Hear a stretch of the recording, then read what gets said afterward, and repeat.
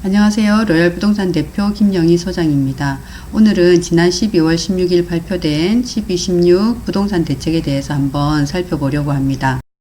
이 부동산 대책은 크게 보면 이 네 가지로 우리가 이제 큰 틀을 볼 수 있습니다. 일단 대출을 강화하겠다는 거고요. 그 다음에 보유세를 강화하고 양도소득세를 지금 보완을 하겠답니다. 그 다음에 공정한 거래 질서 확립을 위해서 이제 뭐 조금 더 이제 타이트하게 살펴보겠다.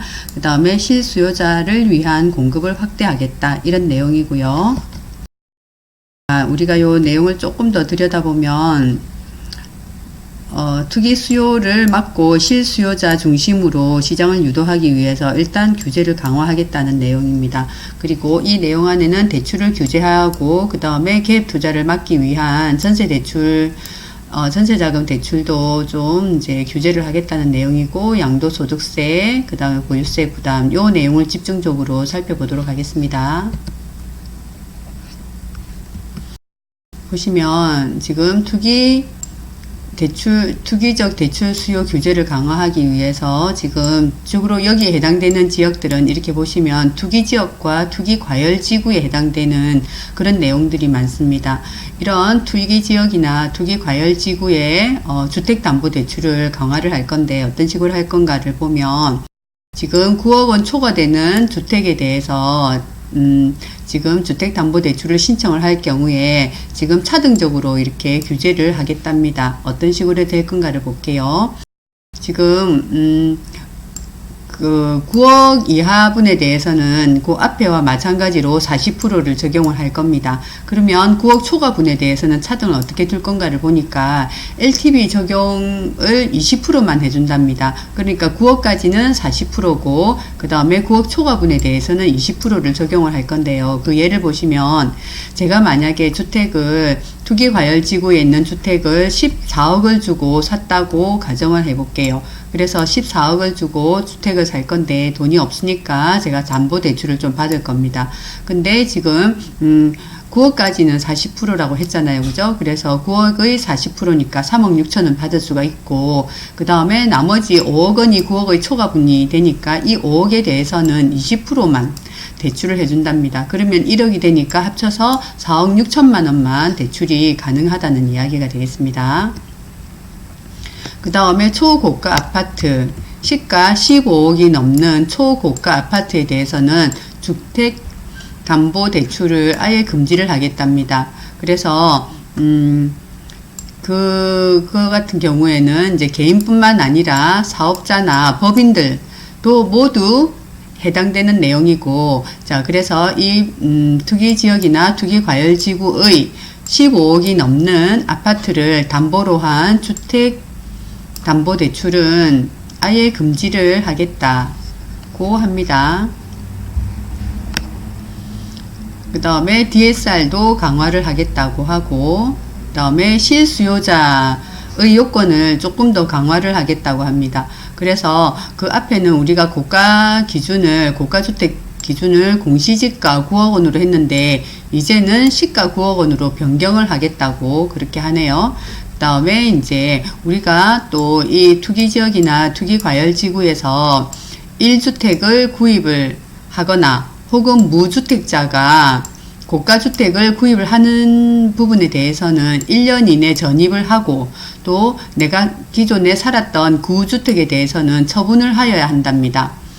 자, 그래서 지금 내가 새로운 시가 9억이 넘는 새로운 주택을 사게 되면 이제 1년 내 전입 신고를 해야 되고, 그 다음에 이제 내가 기존에 살던 주택이 있다 하면 그 기존에 살던 주택은 1년 내에 처분을 해야 된다고 합니다. 이렇게 하시고, 그 다음에 주택임대 개인 사업자에 대한 RTI 강화. 자, 주택임대 사업자도 지금 조금 더 그 기준을 강화해서 대출을 규제를 하겠다고 합니다. 그 다음에 전세자금 대출. 자, 이 내용 보시면 전세자금 대출을 이용한 갭 투자를 방지하기 위해서 이제 뭐 서울보증보험에도 협조를 요청한답니다. 그 다음에 전세자금 대출을 받고 난 후에는 신규 주택을 매입을 하지 못하도록 한다고 하는데, 이 보시면 전세자금 대출을 받은 후에 시가 9억 원을 초과하는 주택을 매입을 했거나 혹은 2주택 이상을 보유하게 되는 경우에는 전세자금 대출 받은 내용들을 모두 회수를 하겠답니다. 그러니까 우리가 전세자금 대출은 순전히 전세를 하기 위해 전세를 내가 하는데 돈이 필요한 경우에만 사용하지, 전세자금 대출이 받기 쉽고 뭐 이율이 좋다고 그거를 받아서 그거를 가지고 다른 데 투자하는 데 이용하면 안 되겠다, 그거를 규제하겠다, 이런 내용으로 지금 요 강화를 해서 발표를 했습니다. 그 다음에 이제 보유세와 양도소득세에 대해서 한번 살펴보도록 하겠습니다. 지금 종합부동산 세율을 인상을 했는데, 우리가 보시면 이렇게 지금 0.1%, 0.1% 다 이렇게 조금 더 상향 조정되었습니다. 그 다음에 3주택 이상과 조정지역 대상에 있는 2주택들은 자, 이런 식으로 지금 쭉 개정이 되었습니다. 내용 보시고요. 그 다음에 조정 대상 지역도 지금 300%까지 확대가 되겠다고 합니다. 근데 이제 1주택을 보유하고 있는 고령자에 대해서는 세액을 조금 더 세액 공제율을 확대하겠다. 공시가격을 현실화하겠다. 지금 현행 70%인데 이거를 현실 반영해서 끌어올리겠다는 내용입니다.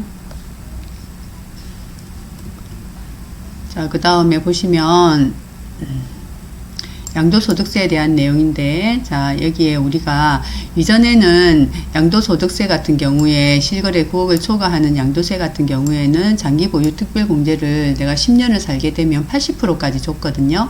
근데 이제는 이것도 역시 조금 보완을 해서 나온 내용인데, 장기보유 특별공제를 최대 80%까지는 유지를 하되 거주기간을 둔답니다. 그래서 예를 들면 우리가 이제 80%가 되니까 이게 지금 전에 같으면 1년에 8%씩 이렇게 누적되어서 공제가 되는 건데, 그거를 나누어서 보유기간 4%, 거주기간 4%로 연 누적되는 걸로 계산을 합니다. 그래서 공제가 되는 건데, 예를 들어서 제가 10년 동안 고가주택을 가지고 있었다고 치면 그전에는 80%가 공제되었지만 이제는 가지고만 있었다고 하면 40%만 공제되고, 그런데 내가 만약에 이제 10년 가지고 있는데 그 중에 팔기 직전에 2년 정도를 제가 만약에 살았다고 치면, 그러면 40%에다가 또 8% 이렇게 합쳐서 48%가 공제가 되는 그런 식으로 계산이 되겠습니다. 자, 이 내용은 21년도 1월 1일 양도분부터 적용이 되는 걸로 그렇게 발표가 되었습니다. 그러면 조정지역 대상의 일시적인 2주택자의 전입요건을 추가를 하는데 그 기간을 단축한다. 이게 무슨 말인가를 보시면 조정지역 대상 내에 그전에는 조정지역 대상 내 일시적인 2주택자들은 2년 내에 팔면은 비과세 혜택을 줬거든요. 그러니까 제가 이제 9주택에 살다가 지금 새로운 주택을 샀는데 주택이 당장 팔리지가 않으니까 그 팔릴 수 있는 기한을 2년을 줬어요. 그리고 9주택을 팔면 이제 요게 지금 비과세 요건이 되었는데, 이제는 어떤 식으로 되냐 하면 신규 주택을 취득한 일로부터 1년 이내에 그 주택에 전입을 해야 되고 1년 이내에 주택을 양도해야지 비과세가 된답니다. 그러니까 어쨌든 팔아서 1년 안에 팔아서 내가 그 비과세를 받고 그 다음에 새로운 주택에 1년 이내에 전입을 하는 걸로 그런 식으로 해야지 비과세 혜택을 준다고 합니다. 자, 이거 같은 경우에는 지금 새로 주택을 이제 발표한 그 다음 날부터 취득하는 주택에 한해서 바로 적용이 된답니다.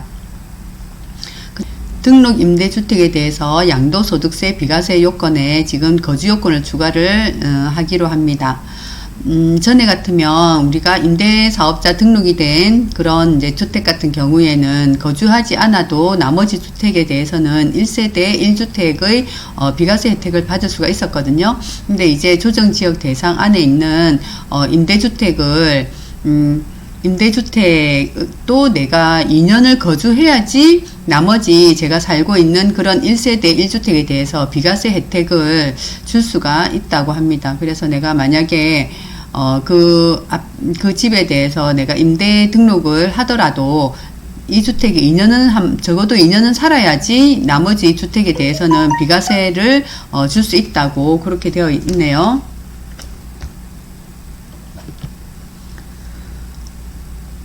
그 다음 또 보실 내용이 조금 중요한 내용인데, 조정지역 대상 내 다주택자가 양도소득세를 우리가 중과를 하는 데 있어서 주택수에 분양권을 포함하겠답니다.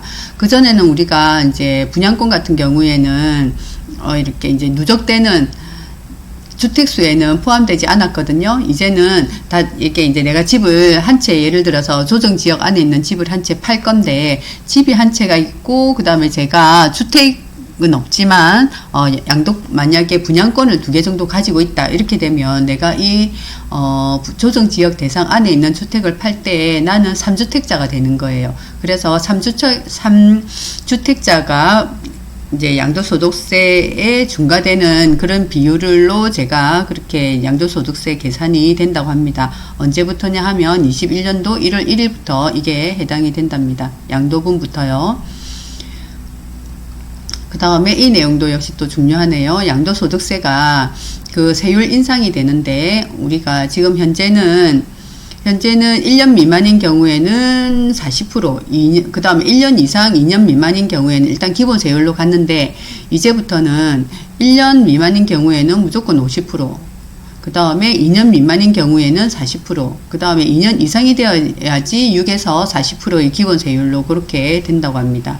21년도 1월 1일분부터 적용이 됩니다. 그 다음에 조정지역 대상 내 다주택자가 양도소득세에 대한 중과를 한시적으로 배제를 하겠답니다.